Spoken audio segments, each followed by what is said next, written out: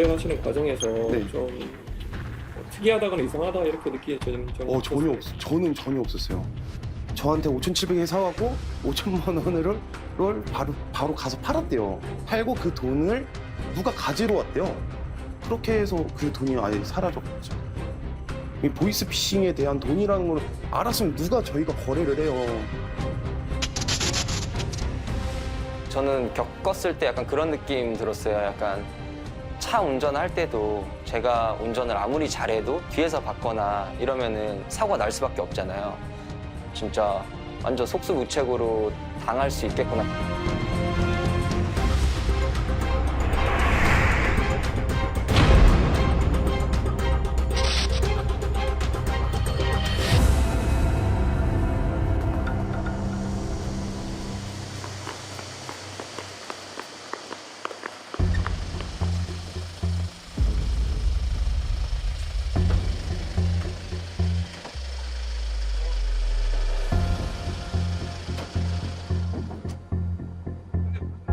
보이스피싱 관련 보도를 이어가고 있는 추적팀으로 제보가 들어왔습니다.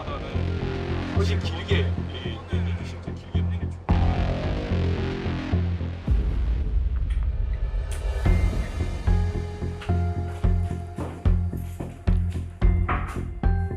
KBS 정현우 기자입니다. 정작 본인은 보이스피싱을 당하지도 않았는데 보이스피싱 사건에 연루돼 소송 중이라는 내용이었습니다. 있으셨던 부분들 편하게 얘기를 해주시면 저는 과정을 저희가 21년도 6월 달쯤에 제가 이제 급하게 이제 돈 빌린 데다가 좀 갚을 상황이 생겼는데 이제 갑자기 큰 돈이다 보니까 뭐 팔 수 있는 게 그거밖에 없더라고요. 인터넷에 중고나라라는 카페랑 그리고 번개장터라는 어플에다가 올렸는데 그래갖고 이렇게 전화가 맨 처음에 왔어요. 전화가 와가지고 평생 거래하는 사람들이랑 똑같이 물어봐요. 그냥 뭐 그래갖고 제가 직접 지금 상태 그대로 찍어서 보내드리고 뭐 별 다른 건 없다, 뭐 찍힘 같은 건 없다, 막 이런 식으로 얘기하고.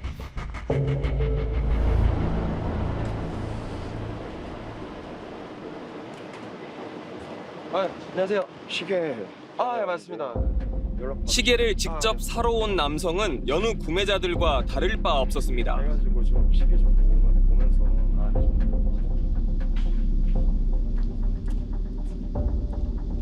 남자분이었어요? 네, 남자분. 저랑 비슷한 또래였어요. 그리고 와갖고 같이 시계 감정까지 다 받았어요. 그래갖고 제 차 타가지고 거의 시계 감정 받고 정품인 거 이제 당연한 거니까 이제 돈을 입금해달라라고 하니까 돈 제가 보내드릴게요. 네, 뭐 계좌 번호 알려주세요라고 해갖고 제가 옆에서 바로 했어요. 그리고 자기가 은행 들어가서 아는 척 하더라고요. 그리고 바로 들어왔고 얼마를 입금하시고 5,700만 원. 5,700만 네. 원이요. 네.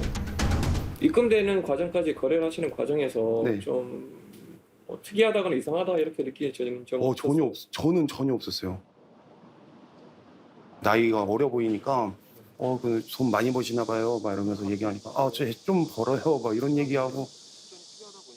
그 이후에 이게 보이스피싱이 된 피해금이다 이렇게 알게 되는 진행된 과정들은 어땠습니까? 제가 뭐 일단 채무 있던 게 좀 있어가지고 그거 갚고 나서 잠 들었는데 그분한테 연락이 오더라고요. 통장이 이상하다.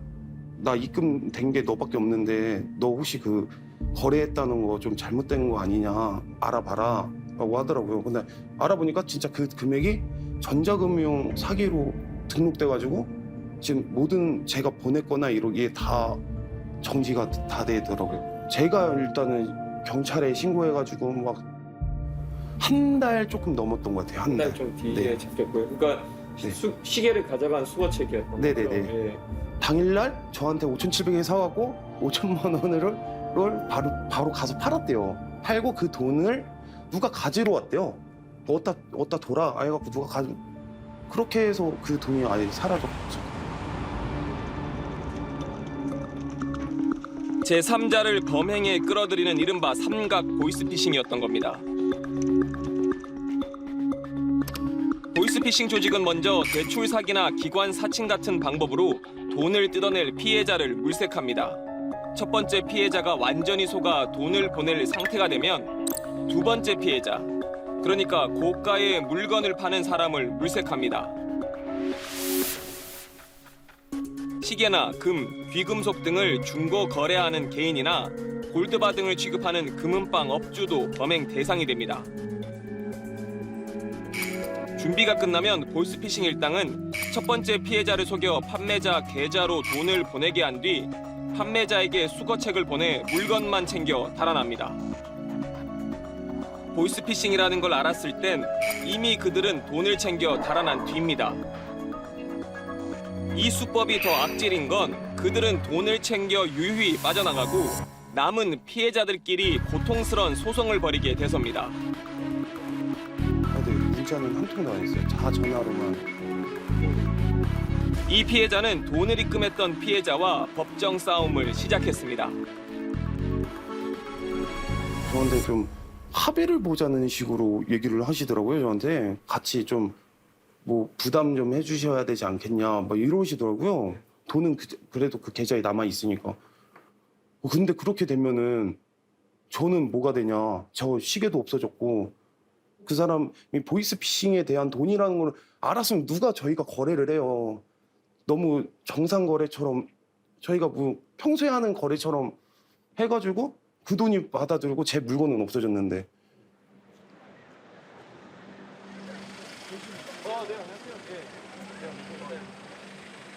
취재진이 만난 또 다른 피해자 이모 씨도 비슷한 수법에 걸려들었습니다. 정상 거래인 줄 알고 금팔찌를 팔았다가 삼각 보이스피싱에 당했습니다. 돈을 보낸 피해자로부터 소송을 당해 1심에서 패소했고 2심이 진행 중입니다. 골프장에서 주차장에서 거래를 했고요. 금액은 제가 그때 560만 원에 판매를 했었어요. 금팔찌요. 네, 이 20돈. 제 입장에서는 이제 판매자 입장에서는 금팔찌를 가지고 도망갈 생각만 했지 그렇게 보이스피싱 연루되어서 돈을 입금해서 가져갈 거라는 생각을 전혀 하지 못했거든요. 금융감독원에서 전화가 왔는데 보이스피싱 관련해 계좌가 대포통장으로 사용돼서 정지를 시킨다고 당일 연락을 저녁에 받았거든요. 제 입장에서는 엄청 당황스러웠죠. 네. 사실상 중고거래를 할 때 돈을 저한테 입금을 해줬는데 만약에 제가 이 사람을 의심한다 해서 금팔찌를 안 내주면 제가 사기꾼인 거잖아요. 네. 상대방 입장에서는. 그래서 저는 돈이 들어왔기 때문에 팔찌를 그냥 건네주는 것 뿐이고 그것밖에 없는데. 소송을 거신 쪽은 혹시 뭐 만나보시거나 처음에 소송을 걸고 나서 1심 때 바로 연락을 드렸어요. 나는 사기꾼이 아니고 이렇게 해서 팔찌를 판매해서 저도 피해자 입장이다. 상대방 분도 이제 한 50, 60대 아저씨 분이셨는데 알고 계시더라고요. 자기는 어떻게 자기 돈을 찾는 게 제일 우선이라 당신이 사기꾼이 아닌 건 알지만 소송을 제기한다고 이제 소송을 할 수밖에 없다. 자기 입장에서는 저희는 금팔찌 판매하려고 제공한 것 뿐이고 절대 중고거래에서 예견할 수 있는 부분은 아니라는 생각이 든단 말이에요. 그러니까 너무 억울하고 사실상 이거 금액 이 소송이 지면 그 금액 말고도 이자까지도 줘야 된단 말이에요. 잘못한 게 없는데요. 저 입장에서는 할 수 있는 게 없는데.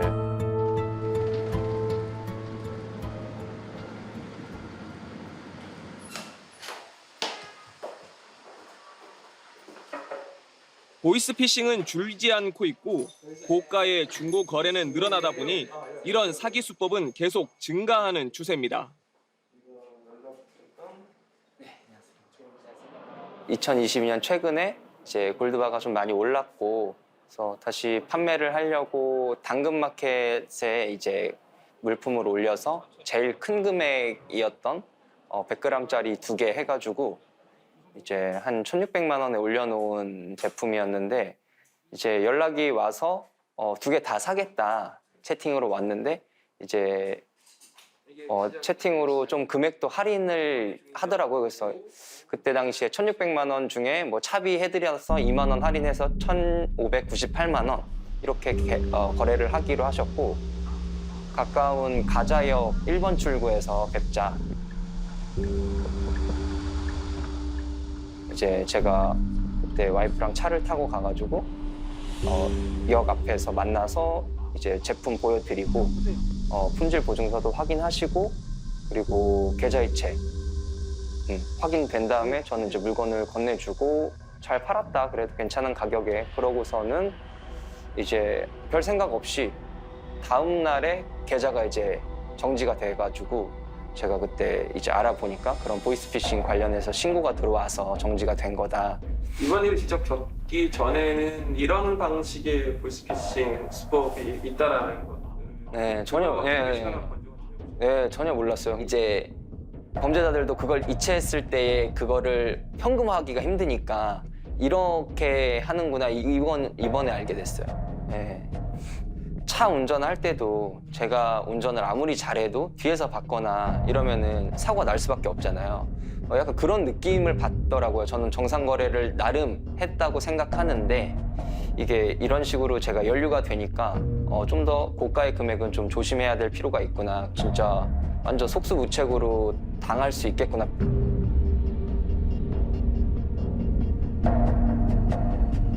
두 명의 피해자를 동시에 속여야 하는 어려움에도 그들이 이런 수법을 쓰는 건 결국 감시망을 피하기 위해서입니다.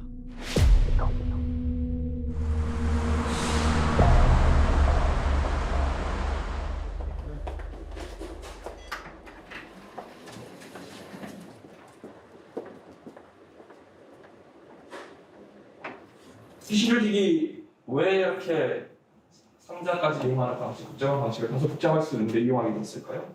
기본적으로는 자금 세탁을 용이하게 하기 위해서인데요. 경찰이 대포 통장을 단속하고 금융당국이 이제 통장 개설 절차를 굉장히 까다롭게 만들어놨습니다. 그러다 보니까 대포 통장 가격이 급등을 했고, 그러니까 대포 통장을 구하기가 어려워진 거죠. 그러니까 이제 좀 제3자의 정상 계좌를 활용해서 자금 세탁을 하고자 하는 목적이다. 상자상에 이용되는 물품 중에 주로 거래되는 물품, 피해에 있는 물품들은 주로 어떤 게 있습니까? 금도 좀 많이 이용이 되고요. 명품 가방, 그리고 이제 귀금속 같이 고가이고 환전이 쉬운 그런 물품들을 주로 사용하고 있습니다. 와서 물건을 보고 자기가 살지 말지 결정하고, 그리고 그 자리에서 보통 입금을 하고 카드 결제를 하지, 전화는 전화로 물품을 주문하고 그 다음에 입금은 또 다른 사람이 하고 찾아가는 사람 따로 있고, 굉장히 거래 형태가 특이하거든요. 고액의 거래인데 이상한 형태를 띈다, 의심이 간다라고 하면 무조건 신고를 하는 게 좋겠습니다. 보이스피싱 조직인 걸 눈치채지 못하더라도 거래 과정에서 좀 더 주의를 기울이면 이후 벌어질 피해를 막을 수 있습니다.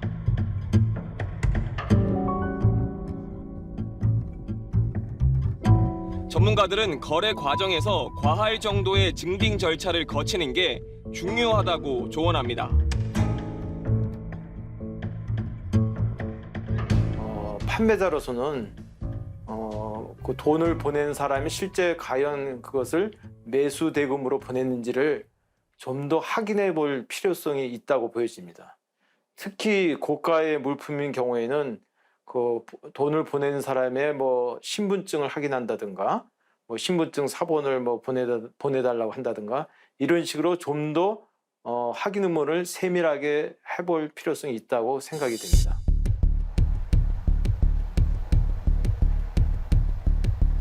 돈을 보내는 사람 본인과 직접 만나 거래하는 것이 더 안전하고, 직접 만날 수 없다면 얼굴이 나온 신분증을 확인한 뒤 영상통화로 거래 당사자를 직접 보는 것도 삼각 보이스피싱에 당할 위험을 줄일 수 있습니다.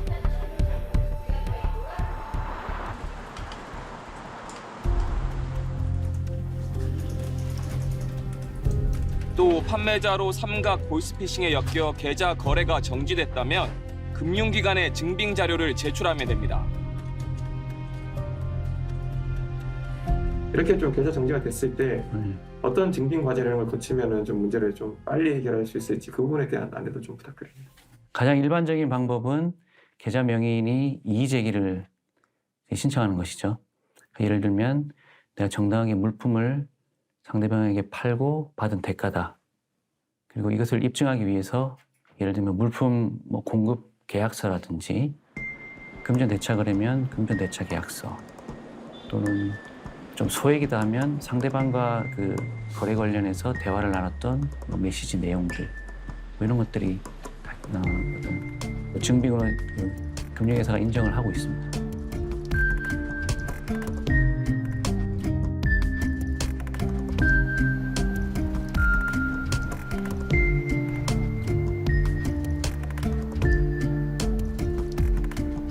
보이스피싱 범죄는 더 악랄해지고 더 교묘해지고 있습니다.